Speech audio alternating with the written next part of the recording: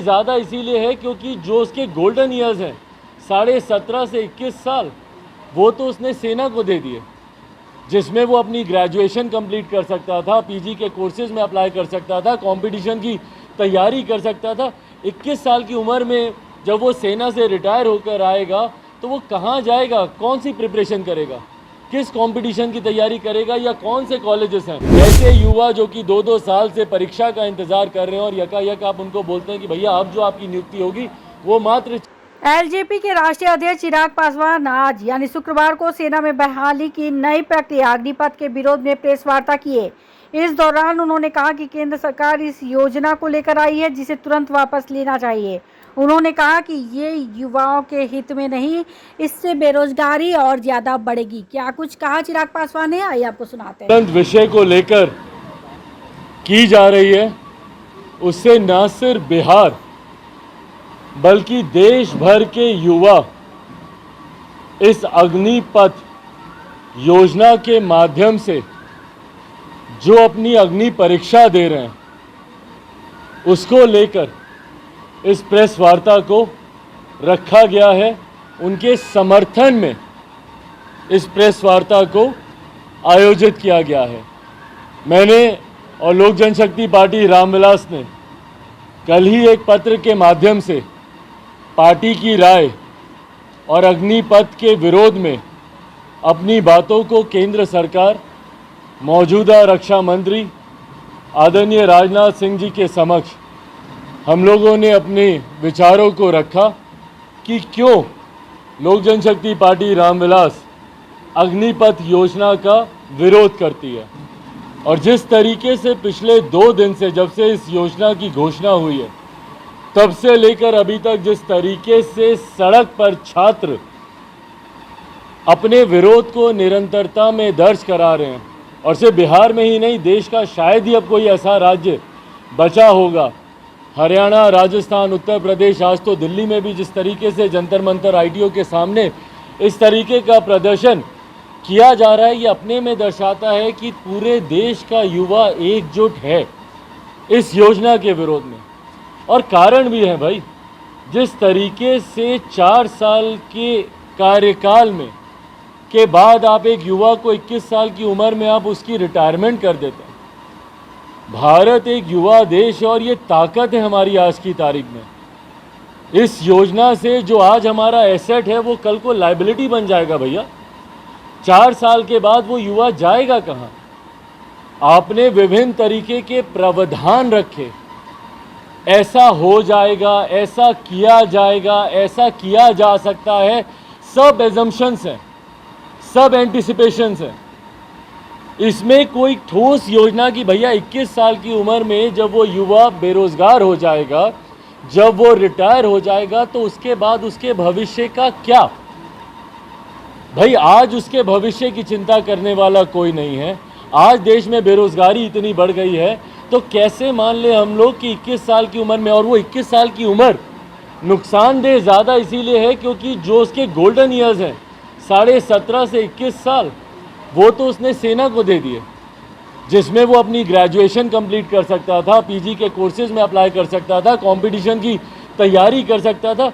21 साल की उम्र में जब वो सेना से रिटायर होकर आएगा तो वो कहाँ जाएगा, कौन सी प्रिपरेशन करेगा, किस कंपटीशन की तैयारी करेगा या कौन से कॉलेजेस हैं।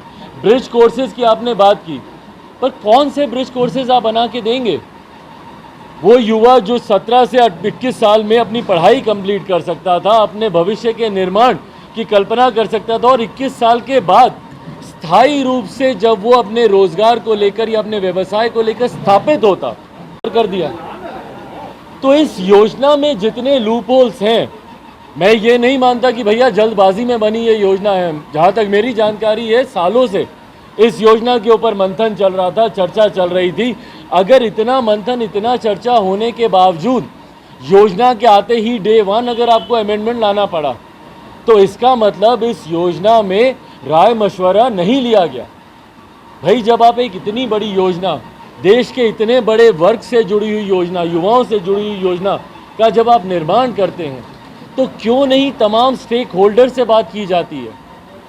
क्यों नहीं तमाम सर्वदलीय बैठक बुलाई जाती है, तमाम दलों से क्यों नहीं इस बात को लेकर चर्चा की जाती, क्यों नहीं उसकी राय ली जाती।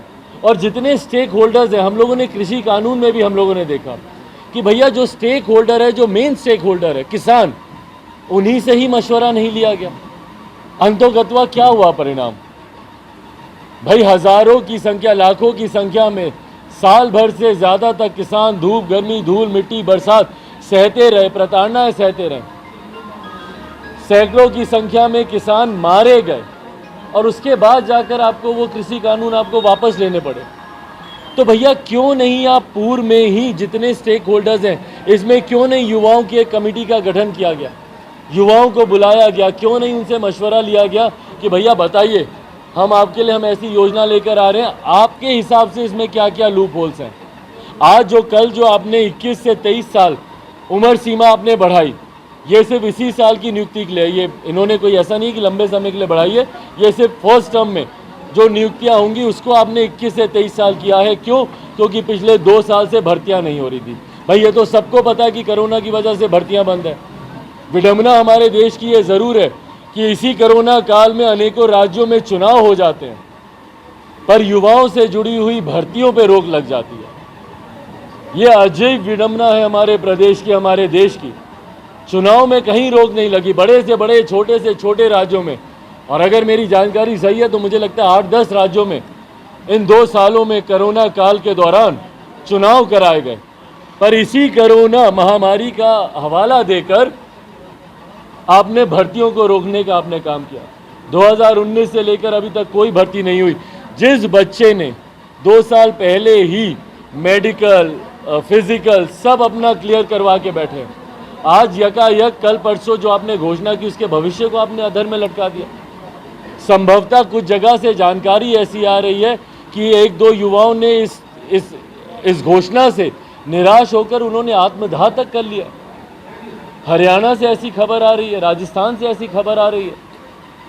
भाई जिन लोगों को पिछले सालों से 2 साल से जो उम्मीद लगा कर बैठे थे कि भैया हमारा फिजिकल हो गया, मेडिकल हो गया, अब हम लोग जाएंगे, सेना में भर्ती होंगे, यकायक आप उनको घोषणा करते हैं कि भैया ये पूरे जीवन भर के लिए नहीं, मात्र 4 साल के लिए है, और 4 साल के बाद फिर आपका भविष्य अधर में लटका हुआ है। तो इसीलिए जब सरकारें ये योजना बनाती हैं, मैं पुनः आग्रह करूंगा केंद्र सरकार से कि जब आप इन योजनाओं का निर्माण करते हैं, सर्वदलीय बैठक का आयोजन होना बहुत ज़रूरी है। इन बैठकों के माध्यम से सबकी राय लें, तमाम स्टेक होल्डर्स को आप इसमें आमंत्रित करें, उनसे आप पूछें कि भैया आपके क्या सुझाव हैं। युवाओं से जानकारी लें, ऐसे युवा जो कि 2-2 साल से परीक्षा का इंतज़ार कर रहे हैं और यकायक आप उनको बोलते हैं कि भैया अब जो आपकी नियुक्ति होगी वो मात्र 4 साल के लिए होगी। कोई अपना घर बेचकर, कोई अपना ज़मीन बेचकर समर्पित होने के सपने देख रहा है, और आपकी एक योजना से उसके सपने में भैया 4 साल के लिए कोई जाएगा, किस उम्मीद के साथ जाएगा?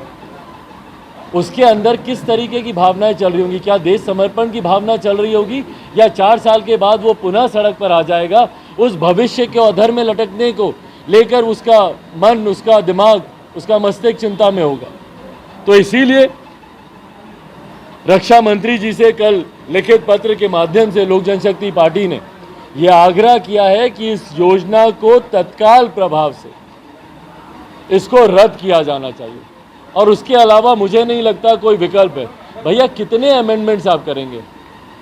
अमेंडमेंट्स पे अमेंडमेंट्स आते रहेंगे, इसी तरीके से देश चलता रहेगा, इसी तरीके से युवा परेशान होते रहेंगे। और किसके लिए भैया ये योजना? क्या रोजगार को बढ़ाने की दृष्टि से है, या देश में या सरकारों पर जो एक आर्थिक बोझ पड़ रहा है पेंशन को लेकर, उसकी दृष्टि से बनाई हुई यही योजना है? सरकार स्पष्ट करे इस बात को लेकर कि आपकी आर्थिक चिंताएं ज़्यादा हैं या देश में बढ़ रही बेरोजगारी ज़्यादा बड़ा चिंता का विषय। भैया एक जगह जहां वन रैंक वन पेंशन की बात करते हैं, OROP की आप बात करते हैं, वहीं दूसरी तरफ पेंशन आपको सताती है कि भैया अगर ज़्यादा बहाली हो जाएगी, भर्ती हो जाएगी, तो इनको हमको पेंशन देना पड़ेगा। भैया पेंशन तो वैसे भी कई ऐसे लोग हैं जिनको आप बेवजह देने हैं, कितने ऐसे पूर्व के विधायक हैं, पूर्व के सांसद हैं, दो दो नेताओं को दो दो पेंशन आप दे रहे हैं। क्यों दे रहे हैं भैया दो दो पेंशन आप नेताओं को? एक सांसद, एक विधायक जो अगर गलती से भी चुन लिया जाता है और साल 2 साल में अगर पुनः चुनाव होते हैं तो भी उस सांसद को पेंशन दी जाती है, उस विधायक को पेंशन दी जाती है। एक ऐसा नेता जो विधायक बन जाता है और उसके बाद सांसद बन जाता है तो पूर्व विधायकी का भी वो पेंशन लेता है और सांसद बनने के बाद रिटायर होगा तो उसका भी वो पेंशन लेगा। तो भैया ये सिर्फ युवाओं के ऊपर ही इस बात की गाज क्यों गिरती है? अगर आपको पेंशन की चिंता है तो तमाम फिर इन लोगों की भी चिंता कीजिए ना, जिनके ऊपर पैसा बर्बाद किया जा रहा है। आज वो युवा जिसके पास खाने कमाने के लिए नहीं है, उसकी पेंशन कैसे रोकी जाए, उसके लिए तो आप ये योजना लेकर आ जाते हैं। और उसके बाद आप बोलते हैं, कुछ नेता हैं जो बोल रहे हैं कि भैया कौन सा ऐसा युवा है जिसको 24 साल 22 साल की उम्र में 20 लाख रुपए उसको मिल जाते हैं। अरे तो 20 लाख रुपए से क्या वो उम्र भर चला लेगा? क्या करेगा वो 20 साल से और 20 लाख से? और 20 लाख से ज़्यादा की तो अपनी ज़मीन जायदाद बेचकर वो तैयारी कर रहा है सेना में भर्ती होने की। और आप इस बात का गर्व ले रहे हैं कि भैया 20-22 साल की आयु में उसको 20 लाख रुपए आप उसको दे रहे हैं। और इसी के क्रम में अपने तमाम युवा साथियों के समर्थन में कल लोक जनशक्ति पार्टी रामविलास के कुछ नेता, हम लोग एक प्रतिनिधि मंडल के तौर पर हम लोग मार्च करेंगे। हम लोग राजभवन तक हम लोग जाएंगे, मौन मार्च करेंगे। हम लोग कोई शोर शराबा नहीं, कोई हिंसा नहीं, शांतिपूर्वक तरीके से हम लोग मार्च करते हुए हम लोग महामहिम के पास हम लोग जाएंगे। उनको एक आवेदन हम लोग सौंपेंगे जिसमें प्रमुखता से ये मांग की जाएगी कि राज्य सरकार की तरफ से और महामहिम राज्यपाल की तरफ से सही रिपोर्ट केंद्र सरकार को सौंपी जाए कि आक्रोश कितना ज़्यादा है बिहार के युवाओं में, और उस आक्रोश का सम्मान करते हुए केंद्र सरकार जल्द से जल्द बिहारी युवाओं की, और जो बिहारी युवाओं की आवाज़ है वही देश भर के युवाओं की आवाज़ है, उनकी आवाज़ को सम्मान देते हुए इस योजना को वापस लिया जाए। ये मांग एक लिखित ज्ञापन के तौर पर हम लोग महामहिम राज्यपाल जी को देंगे। ये मौन मार्च होगा, शांतिपूर्वक मार्च होगा, बिना किसी हिंसा के, बिना किसी लाभ लश्कर के, बिना किसी जिंदाबाद मुर्दाबाद के नारे के, शांतिपूर्वक तरीके से चुनिंदा नेता हम लोग जाएंगे और हम लोग जाकर महामहिम राज्यपाल जी को ये ज्ञापन सौंपेंगे। और उनके माध्यम से हम लोग चाहेंगे कि वो भी केंद्र सरकार से अपने प्रदेश की इस पीड़ा का जिक्र केंद्र सरकार से करें और इस योजना को तत्काल प्रभाव से वापस लेने का केंद्र सरकार काम